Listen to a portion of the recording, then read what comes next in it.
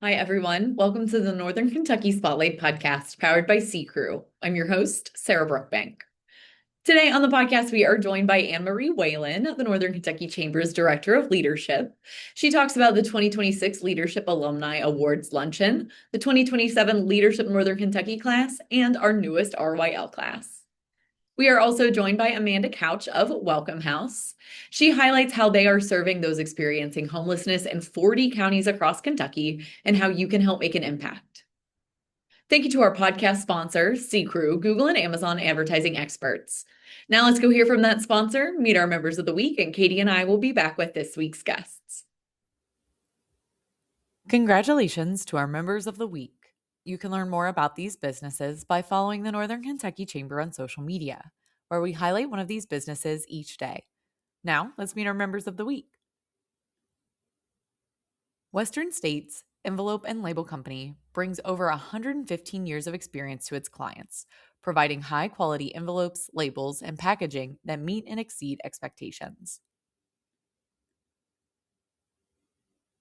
Regadget is a Northern Kentucky IT asset disposition and computer refurbisher.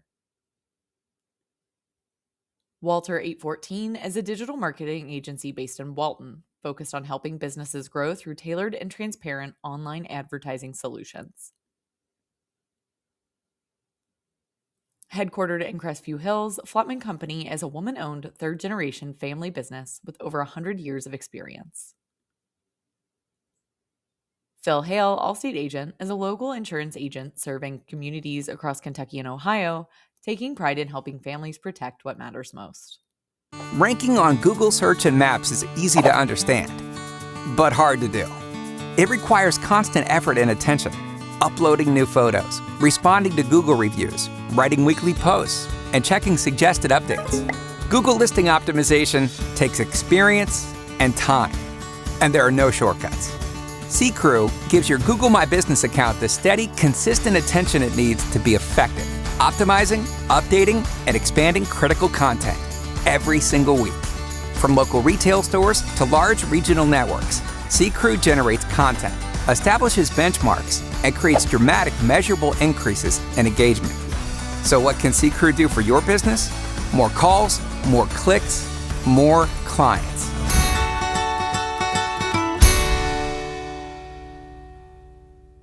Hi everybody, it's Katie Forcade. Today I'm joined with Anne-Marie, and we are going to talk a lot of things leadership development today, right? That's right. Yes. All right. Now, talk to me a little bit about, we've got some exciting stuff. Talk to me a little bit about Leadership Northern Kentucky and what it does for participants. Oh, sure. Well, LNK is our flagship program. It's a 10-month experience where we pull individuals from different industries and sectors across the region to really immerse them in all that Northern Kentucky is and has to offer. We want them to walk away with a better understanding of our region, hopefully impacting talent, attraction, and retention to get those folks to stay here. Awesome. Now, we've got a new class that we're getting ready to pull in. Talk to me a little bit about this year's class and what we can expect. Oh, we're very excited. We've selected 52 individuals, like I said, from a variety of industries. They're going to start here at the end of August. That program will run through to the end of May. Cool. We have a theme this year, really trying to dig in on the workforce side of things, really understanding how the program can impact them and what they can take back to their organizations. That's really cool. Oh my goodness. Now, kind of on another angle of things, we're also getting ready to kick off the Regional Youth Leadership class as well. Another thing. Talk to me a little bit about that and what participants can get out of that one as well. RYL, very similar to LNK, is a monthly immersive experience. Although for that program, we're targeting high school juniors. We have a great representation of students from both sides of the river, Northern Kentucky and Cincinnati. Nice. As a high school junior, they have the opportunity to really see our region from a different perspective. However, the difference from LNK is that we're really leaning into that career exploration. Okay. To give them the opportunity to really see different perspectives. You can look at a hospital, but you can be an accountant within the hospital system, or you can work in marketing. So trying to really offer those inside glimpses. That's really cool. That I think really helps them navigate like, oh, just because I'm not a nurse or healthcare worker does not mean I can't be involved with a hospital or do something that maybe I am a little bit more passionate about. That's really cool. All right. Leadership Alumni Awards Luncheon coming up August 27th. Take me through the event and who all we're honoring. What I love about this event is that it's our opportunity to really honor those who have gone through the program who are now out in the community leading the way from their own organizations. We'll be recognizing Nancy Grayson, Tom Pruitt, Lindsay Eager Armstrong, and Nicole Trimpe. This is also a great celebration because it's the same day that orientation starts for the new class. So those folks have the opportunity to go through orientation, and then they arrive at the luncheon greeted by 250 people who have gone through the program and have had that experience. Oh, that's fun. Mm-hmm. That's a really nice way to get them in and excited. Right. That's cool. Yeah. Okay. Now, proceeds from this, they also go back into some of the leadership development programs, correct? Yes. Tell me a little bit about that. We love to use these funds to really support the program through scholarship funding. While a small fee for regional youth leadership is expected of students, for anyone that is not able to afford that, we really are pulling and leaning into that scholarship fund. We do the same thing for LNK. We have a lot of nonprofits. We have a lot of small businesses. Yes. They want to participate. And so proceeds from this event really go towards helping to support those folks. That's cool. Oh my goodness. Now, if somebody is seeing this and is like, oh, I would love to be part of the event, register, etc., and just kind of see all the excitement and maybe help support this scholarship funding, how can people register? Where can they go? And why should they register? The good old place, the nkychamber.com/events website. They'll find all the details. We'll be at receptions starting at 11:30 on the 27th. Perfect. Awesome. Hi, everyone. Today on the podcast, I am joined by Amanda Couch of Welcome House. Welcome to the podcast. Thank you so much for having me. It is so exciting to have you on. You guys do such great work in Northern Kentucky and our region. Tell us a little bit about Welcome House and what you guys do. Sure. So we have been in Northern Kentucky for over 40 years. And we currently serve 40 counties across 6 regions total across the state of Kentucky. So we offer services like street outreach, where we're engaging with folks out in the community. We have a shelter for families. I think it's really important to highlight that we do serve single women, women with children. We serve single men with children, so single fathers, and then we serve 2-parent families. We started on Pike Street in 1982. So, and we were founded by a coalition of churches, and they noticed a need then for individuals and families experiencing homelessness or in poverty. And it just kind of grew from there. So we're able to offer those services not only in Northern Kentucky, but across the state of Kentucky now where there's a need. Yeah, and that's an essential service. That is something that you guys are really providing, like I said, a great service to people in our community that really need the most amount of help. Right. And talk a little bit about how you guys are serving 40 counties. That's a third of the state, it feels like. But how are you guys doing that, but remaining rooted up here in Northern Kentucky? Absolutely. So, we didn't reinvent the wheel, right? We provide case management in Northern Kentucky, street outreach, shelter. Now, Welcome House may not have shelters in some of these regions that we're serving, but we didn't reinvent the wheel. And so what we did was we took the experience that we have in Northern Kentucky and working not only as Welcome House and having the programs, but working with local communities, because that's super important. Yeah. And we just modeled that in the other regions that we're in. So we have satellite offices in the other 5 regions that we're in. And those regions have a certain amount of counties that we're responsible for covering. So when I say 40 counties or I say regions, that's just trying to explain that difference. So what we did was, it was like, okay, we know that there is a need, but there might be a lack of resources in those areas. And rural homelessness looks very similar to urban homelessness. There's just not as many resources. Yeah. So what we did was we started in the Buffalo Trace region. So we have an office in Maysville, and we started street outreach. And so that's one of the services that we provide in all the regions that we're in. Street outreach, But then we also have housing programs, so permanent supportive housing to also support the folks once we do engage with them to get them into housing. So I want to highlight a couple things. Yes, we started in Northern Kentucky. We are rooted here. We'll be here for as long as we need to be here until we end homelessness, if that actually can happen. Yes. But to be able to provide services in other parts of the state that need that is super important. But also to be able to work with local communities on making that happen, because we do not do this alone. Right.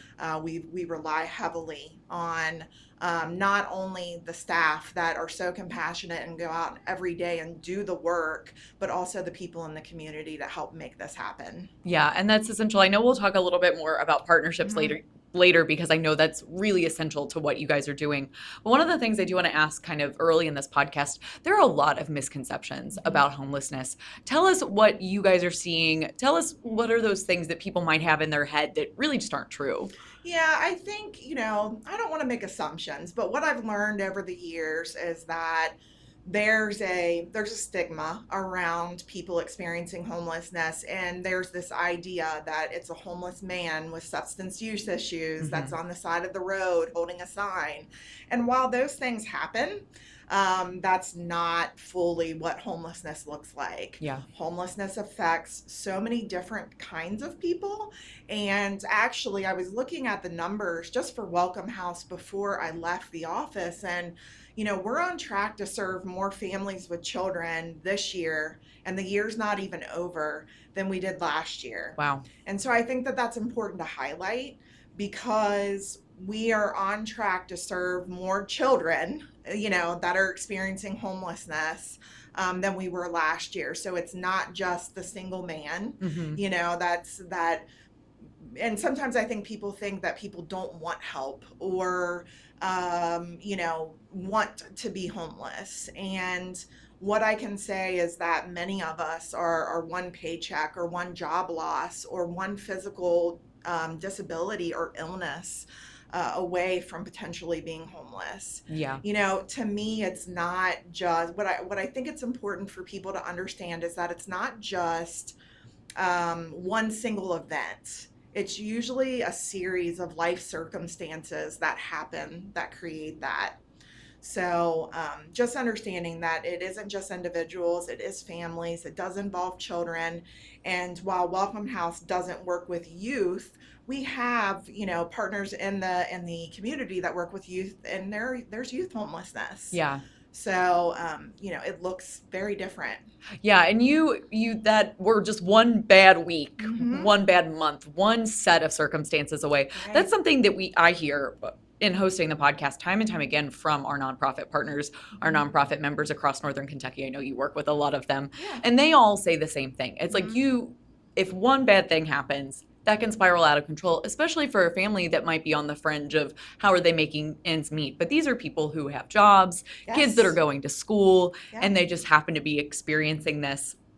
And one of the things I want to talk about too, especially we've been talking so much about housing here at the Chamber, it's really hard to get someone into long-term housing. And there aren't a lot of options when people are trying to find those lower income options. Tell us, what are the steps and how long does it take to get someone from a situation where they're experiencing homelessness into like a long-term housing situation? So, when we're talking about length of time, it can vary depending on the individual or family. And that means what kind of barriers are they presenting with when they come to us?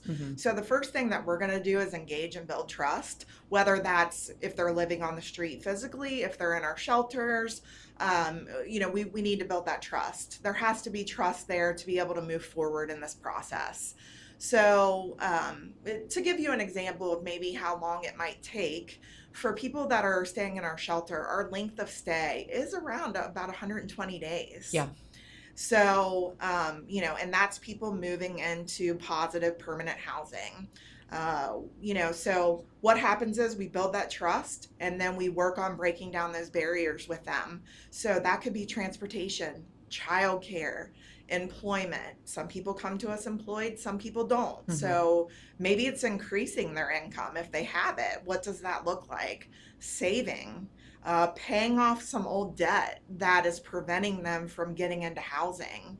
So there are several factors that go into that. And then on top of that, it's also referring to our partners because we don't do housing alone. Yeah. It takes a community to do that. And so once we work on those things, and what we do is we work with our individuals and families on a case plan that they help develop. Where would you like to be in X amount of weeks or days we work towards those goals with them, and we do that with compassion. We do that also with referrals because we don't do everything in-house. And, once we work towards those goals, we get them into housing, and then we stay with them once they're in housing, because we want to make sure by the time we leave them that they have the tools and resources they need to live on their own. Right. Creating, a program so that they can be self-sufficient in their Correct. housing and that they don't have to repeat the cycle all over again. Right. We don't want to see them back. And it's not because we don't love them. Yeah. It's because we want them to be successful. And then we don't want them. We also want to help set them up for if a crisis does occur. Why did you come to us in the first place? If a crisis does occur, who can you go to? What resources can you reach out to prevent homelessness? Yeah, because we want to keep people in their homes. Correct. We want to provide homes for people here Right. in Northern Kentucky and across the state. And I mentioned the fact that we talk a lot about housing here at the Chamber. That's been a really hot topic this past year. Tell us a little bit about the importance of investing in housing for across the board. Well, I think, for us, if I'm looking at it from a homelessness perspective, because I know, there's lots of different words out there, affordable housing, income aligned housing, things like that. And when I look at it from a homelessness perspective, I look at it from a perspective of we need housing in our areas or in our communities that support individuals at all different income levels. So there are times that we're working with individuals and families that don't have income, that we're getting into housing, and then we're helping get them stable and helping them get income to be able to afford their housing long term. So once again they're done with us, that they can move on stably on their own. So I just say that I think it's important on several different levels. One, there needs to be enough affordable housing for all income levels, and that looks different in every community. But I think too, what I feel like is really important is once we have people stable in housing, they are giving back to their community economically too. So we're seeing we get people into housing. They've got jobs, they're paying taxes, they're shopping at their local, Kroger or, local shop in their community. So they are giving back to their community. We're also seeing less emergency department runs, less police calls. Yeah. All those things that cost money and cost taxpayer money, we see less of that. So if we can work on some kind of, I don't know what to call it, but some kind of where we have enough housing to get people into it, no matter what level they're at, I really do think we would see a difference in our communities. Yeah, and that's definitely something to think about as we continue as a community to have these conversations. And Amanda, one of the things that we've mentioned time and time again is the partnerships that you have in these communities. Tell us a little bit about the importance of the partnerships, the type of partnerships you have, and then how people can partner with Welcome House. Yeah, absolutely. So again, I've said this already, we cannot do this alone. The housing piece requires several different partners to be able to make that happen.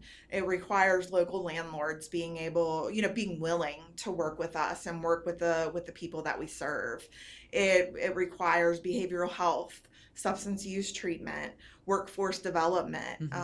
We work with veterans, so veterans organizations, faith-based organizations, other shelters, sometimes because we don't serve single men. So it's really important to be able to provide case management to those folks if maybe that's not a service that the other shelter provides. So there's all types of people that we partner with. St. Elizabeth, North Key, Emergency Shelter, Brighton Center, Ion Center. I mean, I could go on. Yeah, it would be like Yes. like pages and pages of partners, I'm sure. Right. Just But in Northern Kentucky. I mention all those people because to be able to make it work and for somebody to be successful in housing, it does take all of those people. And that's super important to us. And I think it's super important to the success of the person that's getting into housing or the family that's getting into housing. And something I didn't is the school systems. Yeah. How important that is for the children once they're connected to a resource person within the school system that can help them navigate. We see improved grades, improved mental health. Like we see all those things when people have stable housing and supports that are wrapped around them. Yeah. Like we didn't even touch on the children thing, and that could be another whole podcast. Right. But how do people partner with you? How can people get in contact? What's the best way for people to say, hey, I'm here, I want to help? Sure. So our website is welcomehouseky.org. That's always a good place to go to look at ways to donate. We are always looking for meals and shelter. We serve up to 63 individuals in shelter, and we do need to feed them on a regular basis. So we're always looking for that. But there are also ways to volunteer that you can look at through our website as well. I mean, that's the biggest way to go in and just say, okay, what's offered here and how can I always donating, whether that's goods or money or time, either way, but we'll accept all of that. It helps us, it helps our mission and it helps us move forward. But also you can stop in, if you have questions, our front desk receptionist, or you can ask to meet with our development team. Grace and Kelly are great, and they can answer any questions that anybody has about what it looks like to partner or work with our organization. Yeah. Well, that is great. Website, perfect place to start for people. Yes. I mean, it's been great to have you on. Before I let you go, anything else people need to know about what's going on at Welcome House right now? Yeah, I think I just want to highlight our Summer Sunday event. It's one of our biggest fundraisers of the year. It's on August 9th. It starts at 5 p.m. and it's at Drees Pavilion, and it's a fun night. It's a luau theme. There's food, there's games, there's, silent auction, all the good stuff, lots of live music, but most importantly, we'll have a former participant and her daughter there to be the guest speaker. And I think that that's the most impactful piece of the whole night, is being able to hear her and her success story. So again, you can go onto our website and purchase a ticket, or if you're a company that wants to be a sponsor, we're happy to accept that as well. Yeah, well, that sounds like a lot of fun coming up here really soon. But Amanda, thank you so much for your time today. It was great to have you. Yeah, thank you. Northern Kentucky needs tailored solutions to address our housing shortage. Home for All, Northern Kentucky Housing Strategies, explores how we can retain young adults, help older residents downsize or age in place, and ensure new neighbors have housing options that fit their lives. Dive into the report at housingNKY.org. Welcome back, everyone. Thanks so much for tuning in. I hope you enjoyed learning more about Welcome House and about the Chamber's leadership programming. If you are interested in joining us at the Leadership Alumni Awards Luncheon, that is happening on Thursday, August 27th at Receptions in Erlanger. This event reunites you with your best class ever and honors graduates and volunteers from the Northern Kentucky Chamber's leadership programs. You can register now at nkychamber.com/events, and while you're there, check out our incredible honorees. Thank you once again to our podcast sponsor, CKREU, Google and Amazon advertising experts. And finally, if you're a member who would like to be featured on the podcast, or if you're someone who is interested in joining the Northern Kentucky Chamber, please reach out to Lynn Ablin. You can find her information on the screen in front of you or at our staff directory at nkychamber.com/staff. Thanks so much for tuning in. I'll talk to you guys next week.